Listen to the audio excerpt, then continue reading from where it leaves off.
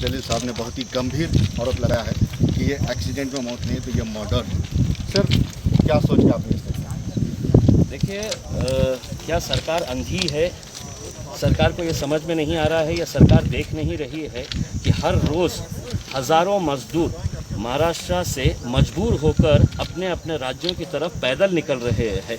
इस तपती धूप के अंदर छोटे छोटे बच्चों को लेकर बुज़ुर्ग लोग, नौजवान लड़के, ये लोग या तो साइकिल के ऊपर 1400, 1500, 1600 किलोमीटर का सफ़र तय करने के लिए ये लोग पैदल इस वजह से निकल रहे हैं कि उन्हें कोई सुविधा नहीं दी जा रही है। मैंने खुद ने prime minister's office, railway minister, railway department, इनको सबको ट्वीट के जरिए बार बार ये बताया था कि कई हजार मजदूर यहाँ पर फंसे हुए हैं करके। इसके बावजूद अगर ये घटना होती है, ये एक्सीडेंट होता है, तो ये एक्सीडेंट नहीं है, ये हत्या है। और इस हत्या के पीछे रेलवे डिपार्टमेंट के ऊपर हत्या का केस रजिस्टर होना चाहिए, प्राइम मिनिस्टर्स ऑफिस के ऊपर है तो रजिस्टर होना चाहिए। क्योंकि अगर आप सिविल एविएशन मिनिस्टर ये प्लानिंग कर सकते हैं कि 7 तारीख से लेकर 14 तारीख के बीच में इतने हज़ार हम मुसाफिरों को विदेशों से हम यहाँ पर हवाई जहाज़ के ज़रिए लेकर आएंगे, तो इन गरीबों को सड़कों के ऊपर क्यों छोड़ा गया है? मरने के लिए ही छोड़ा गया ना, कि मरने के बाद क्या होगा?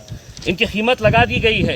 शिवराज सिंह चौहान साहब ने 5 लाख रुपये का घोषणा की है, महाराष्ट्र के मुख्यमंत्री ने 5 लाख रुपये की कंपनसेशन की घोषणा की है। यानी कि इनकी मौत की कीमत 5-5 लाख रुपये रहेगी। तुम मरो, हम तुमको 5-5 लाख रुपये देंगे करके। अब होगा यही कि रेलवे मिनिस्टर, प्रधानमंत्री है तो कुछ दुख जताएंगे कि मुझे बहुत अफसोस हुआ है करके। रेलवे मिनिस्टर कहेगा कि मैं एक इंक्वायरी करवा रहा हूं, और उसी इंक्वायरी का नतीजा है ये जितने अधिकारी यहाँ पर आए हुए हैं, ये सब के ऊपर हत्या का केस रजिस्टर होना चाहिए। ये गरीबों को आज भी आप देखें, अगर आप रोड के ऊपर जाइए तो कितने 100 मजदूर आपको अभी भी रास्ते के ऊपर मिलेंगे जो रोड के ऊपर निकले हैं सिर्फ इस उम्मीद के ऊपर कि हमको कहीं ना कहीं कुछ ना कुछ सहारा मिल जाएगा करके। और ये भी जो मजदूर निकले थे इस उम्मीद के ऊपर निकले थे कि कम से कम हमें औरंगाबाद से जो ट्रेन जाने वाली थी जबलपुर, वो ट्रेन के अंदर हमको जगह मिल जाएगी करके इसमें। लेकिन क्या ये सरकार को दिख नहीं रहा है? हर रोज़ आप लोग ही दिखा रहे हैं, आपके चैनल के ऊपर ही दिखाया जा रहा है कि कैसे ये गरीब लोग सड़कों के ऊपर इतनी तपती धूप के अंदर 1400, 1500, 1600 किलोमीटर का सफ़र के तय करने के लिए निकले हुए हैं। तो मेरे हिसाब से मैं ये मान कर चलता हूँ कि ये एक्सीडेंट नहीं है, इसके ऊपर हत्या का केस रजिस्टर होना चाहिए। और तमाम दोषी लोग हैं जो इसको नज़रअंदाज कर रहे थे, जो विदेशों के अंदर रहने वाले हैं, वो पैसे वाले लोग हैं, तो उनको हवाई जहाज़ से लाने के लिए पूरी प्लानिंग की जा रही है कि कितने फ़्लाइट्स कहाँ से ऑपरेट होंगे करके। क्या ये अंधे हैं? इन्हें दिखता नहीं था कि इतने सारे मजदूर हैं, इन्हें रेलवे ऑपरेट करना चाहिए था? क्या ज़िला प्रशासन, सरकार ने क्या किया है? सिद्धार्थ साहब, सरकार ने ये किया था कि एक नोटिफिकेशन जारी किया और ये कहा कि इस ईमेल आईडी के ऊपर जितने भी मजदूर जाना चाहते हैं वो उस ईमेल आईडी के ऊपर है, तो आप अपना डिटेल्स अपलोड करिएगा, आपका आधार कार्ड अपलोड करिएगा, आपका मेडिकल सर्टिफिकेट अपलोड करिएगा। ये मजदूर जिनके पास ना स्मार्टफोन्स है, जिन्हें ना कंप्यूटर ऑपरेट करना आता है, ये मजदूर लोग ऑपरेट करे होते ऑनलाइन करके। कोई डॉक्टर है तो इन्हें सर्टिफिकेट देने के लिए तैयार नहीं था। और ऐसी हालत के अंदर आप कहते हैं कि नहीं, आपको अगर ट्रेन से जाना है, आपको सफ़र करना है, तो आप जाइए ऑनलाइन के ऊपर अप्लाई करिएगा, आधार कार्ड ले लीजिएगा उसमें। कोई डॉक्टर जब करने के लिए तैयार नहीं था। और आखिरकार 3 दिनों तक आप देखे हैं कि हर जगह के ऊपर इतनी भीड़ लगी हुई है कि डॉक्टर्स का कहीं से सर्टिफिकेट मिल जाए, और कल दोपहर में जाकर सरकार चेंज कर देती है, नहीं हमको डॉक्टर का सर्टिफिकेट नहीं चाहिए। अब आप जाइए रेलवे स्टेशन के ऊपर जाइए, और आपको है तो सिर्फ डॉक्टर है तो आपका थर्मामीटर से चेक करेगा। तो ये रोज़ रोज़ के जो कानून बदले जा रहे थे, ये जानते हुए, ये अच्छी तरह से समझते थे कि ये लोग मरने वाले हैं। वायरस से नहीं मरेंगे, कोरोना वायरस से नहीं मरेंगे तो भूखमरी से मरेंगे, भूखमरी से नहीं मरेंगे तो इस तरह रेल के पटरियों के नीचे आकर मरेंगे, या सड़कों के ऊपर तपती धूप के अंदर मरेंगे। ये सब अच्छी तरह से जाहिर है कि इन लोगों के पास में मतलब इनके पास में ना फिटनेस सर्टिफिकेट था, ना ट्रैवल सर्टिफिकेट था। ये लोग रोड ब्लॉक से इसके वजह से छुपा कर इस रोड से आए। तो जिला प्रशासन भी यहाँ पर थोड़ा सा जिम्मेदार लगता है आपको? 100% जिम्मेदार है, जिला प्रशासन भी जिम्मेदार है उसमें। क्या ये सरकार की जिम्मेदारी नहीं है, प्रशासन की जिम्मेदारी नहीं है कि आप अपने कम से कम, महाराष्ट्र जो है वो हमारी संस्कृति नहीं है इस तरह से गरीबों को, इस तरह से हम लोग जो उनकी पीड़ा देखते हुए हम नज़रअंदाज करें करके। ये सरकार की जिम्मेदारी थी कि कम से कम बसेस लगाए, महाराष्ट्र के बॉर्डर तक उन्हें बसेस तक पहुँचाया जाए। आप जानते हैं अच्छी तरह से मैंने खुद ने कितने लोगों को ऐसा देखा है कि जो बस साइकिल के ऊपर नौजवान लड़के निकल पड़े हैं कि नहीं साहब अब हम रह नहीं सकते हैं। और किस बात के लिए? कि उनको 2 वक्त की रोटी नहीं मिल रही है। कम से कम हम अपने घर जाएंगे, अपने घर में जाकर हम अपने परिवार के बीच में अगर हम मर गए तो चलेगा, लेकिन हम हमें यहाँ नहीं रहना है। और कितने दिन हो गए हैं?